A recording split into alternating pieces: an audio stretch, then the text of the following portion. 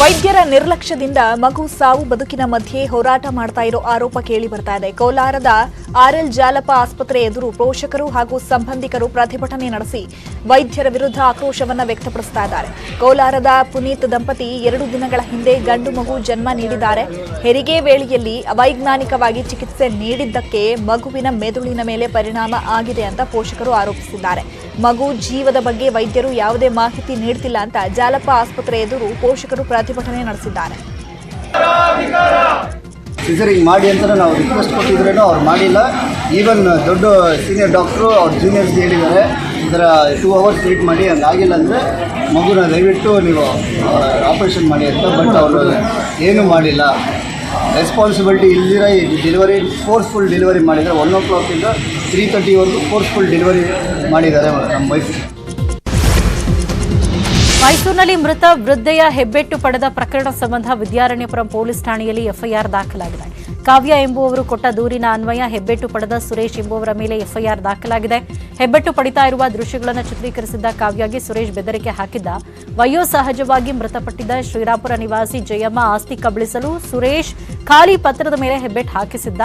ಇನ್ನು ಈ ಕುರಿತು ಮಾತನಾಡಿರುವ ಪೊಲೀಸ್ ಆಯುಕ್ತ ಡಾಕ್ಟರ್ ಎಎನ್ ಚಂದ್ರಗುಪ್ತ, ಪ್ರಕರಣ ಸಂಬಂಧ ಯಾರನ್ನೂ ಬಂಧಿಸಿಲ್ಲ, ಕುಟುಂಬದ ಸದಸ್ಯರಿಗೆ ನೋಟಿಸ್ ನೀಡಲಾಗಿದ್ದು ತನಿಖೆ ಮುಂದುವರೆದಿದೆ ಅಂತ ಹೇಳಿದರು. ಅದಕ್ಕೆ ಸಂಬಂಧಿಸಿದಂತೆ ನಾವು ಒಂದು ಪ್ರಕರಣ ದಾಖಲು ಮಾಡಿದ್ದೇವೆ ವಿದ್ಯಾರಣ್ಯಪುರಂ ಠಾಣೆಯಲ್ಲಿ. ಅವರಿಗೆ ಸಂಬಂಧಿಸಿದವರಿಗೆ ನೋಟಿಸ್ ಕೊಟ್ಟು ಅವರನ್ನು ತನಿಖೆಗೆ ನಾವು ಒಳಪಡಿಸಿ ಯಾವುದು ಕಾಗದ ಪತ್ರಗಳ ಮೇಲೆ ಪೆಟ್ಟು ಹಾಕಿದ್ದಾರೆ ಅಂತ ಏನು ಹೇಳ್ತಾ ಇದ್ದಾರೆ ಅವುಗಳನ್ನು ಕೂಡ ವಶಕ್ಕೆ ಪಡ್ಕೊಂಡು ನಾವು ಮುಂದಿನ ಕಾನೂನು ಪ್ರಕ್ರಿಯೆ ಮಾಡ್ತೇವೆ. ಬಟ್ ಅದೀಗ ತನಿಖೆ ಮುಂದುವರೆದಿದೆ. ಎಫ್ಐಆರ್ ಆಗಿದೆ, ನಿನ್ನೆನೇ ಎಫ್ಐಆರ್ ಆಗಿದೆ. ನಿರಾಣಿ ಸಿಎಂ ಆಗ್ತಾರೆ ಅನ್ನೋ ಈಶ್ವರಪ್ಪ ಹೇಳಿಕೆಗೆ ಮಾಜಿ ಸಿಎಂ ಯಡಿಯೂರಪ್ಪ ರಿಯಾಕ್ಟ್ ಮಾಡಿದ್ದಾರೆ. ಸಚಿವ ಈಶ್ವರಪ್ಪನವರು ಸುಮ್ಮನೆ ತಮಾಷೆ ಮಾಡಿದ್ದಾರೆ ಅಂತ ದಾವಣಗೆರೆಯಲ್ಲಿ ಬಿಎಸ್ವೈ ಹೇಳಿದರು. ಪರಿಷತ್ ಚುನಾವಣೆ 25ರಲ್ಲಿ 20 ಸ್ಥಾನಗಳಲ್ಲಿ ಸ್ಪರ್ಧೆ ಮಾಡ್ತೀವಿ, 20ರಲ್ಲಿ 100ಕ್ಕೆ 100 15 ಸ್ಥಾನಗಳನ್ನು ಗೆಲ್ತೀವಿ. ಮುಂದಿನ ತಿಂಗಳಿನಿಂದ ನಾನು ರಾಜ್ಯಾದ್ಯಂತ ಪ್ರವಾಸ ಮಾಡ್ತೀನಿ ಅಂತ ಬಿಎಸ್ವೈ ಹೇಳಿದ್ದಾರೆ.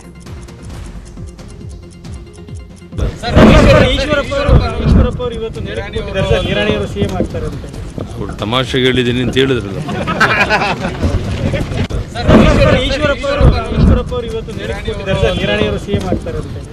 ತಮಾಷೆಗೆ ಹೇಳಿದ್ದೀನಿ ಅಂತ ಹೇಳಿದ್ರಲ್ಲ.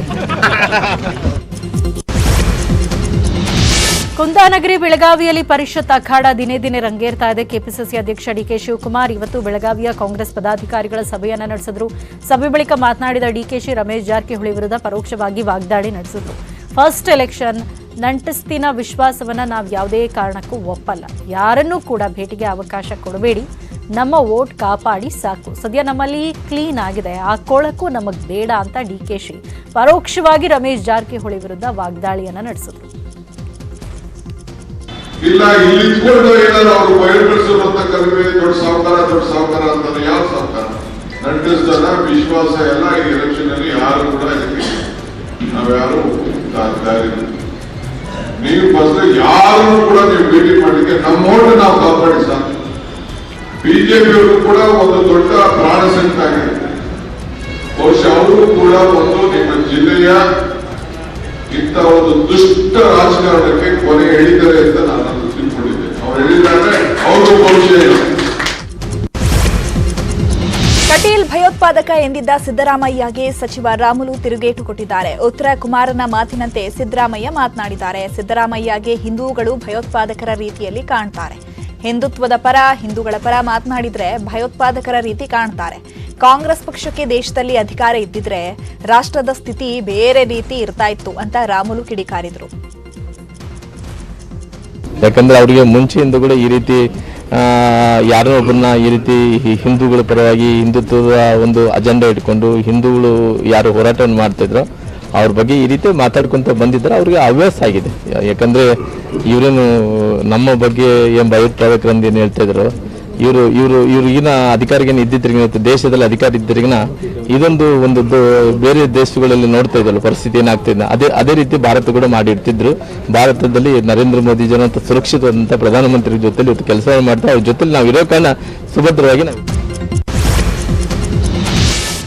58 ನಗರ ಸ್ಥಳೀಯ ಸಂಸ್ಥೆಗಳಿಗೆ ಚುನಾವಣಾ ಆಯೋಗ ಚುನಾವಣೆಯನ್ನು ಘೋಷಿಸಿದೆ. 5 ನಗರಸಭೆ, 19 ಪುರಸಭೆ, 34 ಪಟ್ಟಣ ಪಂಚಾಯತ್ಗೆ ಎಲೆಕ್ಷನ್ ನಡೆಯಲಿದ್ದು ಡಿಸೆಂಬರ್ 27ರಂದು ಮತದಾನ ಹಾಗೂ ಡಿಸೆಂಬರ್ 30ರಂದು ಮತ ಎಣಿಕೆ ನಡೆಯಲಿದೆ. ಡಿಸೆಂಬರ್ 8ರಿಂದ ನಾಮಪತ್ರ ಸಲ್ಲಿಕೆ ಪ್ರಕ್ರಿಯೆ ಆರಂಭವಾಗಲಿದೆ. ಒಟ್ಟು 1185 ವಾರ್ಡ್ಗಳಿಗೆ ಚುನಾವಣೆ ನಡೆಯಲಿದೆ.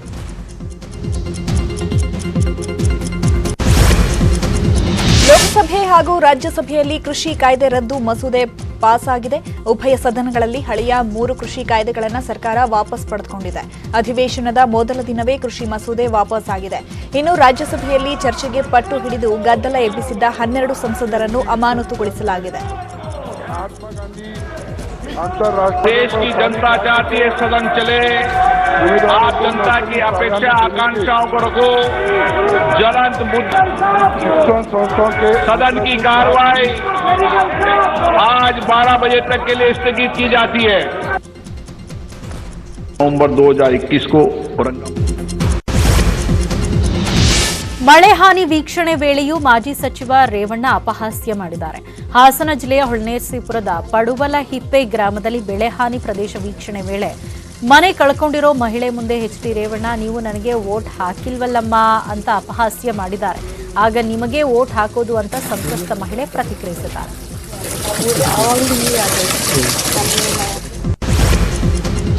ಕಳೆದ ವಾರ ಸುರಿದ ಮಳೆಗೆ ಈರುಳ್ಳಿ ಬೆಳೆಗಾರರು ಕಣ್ಣೀರು ಹಾಕ್ತಾ ಇದ್ದಾರೆ. ಕೊಪ್ಪಳ ಜಿಲ್ಲೆಯಲ್ಲಿ ಸುಮಾರು 6,000 ಹೆಕ್ಟೇರ್ ಪ್ರದೇಶದಲ್ಲಿ ಈರುಳ್ಳಿಯನ್ನ ಬೆಳೆಯಲಾಗಿತ್ತು.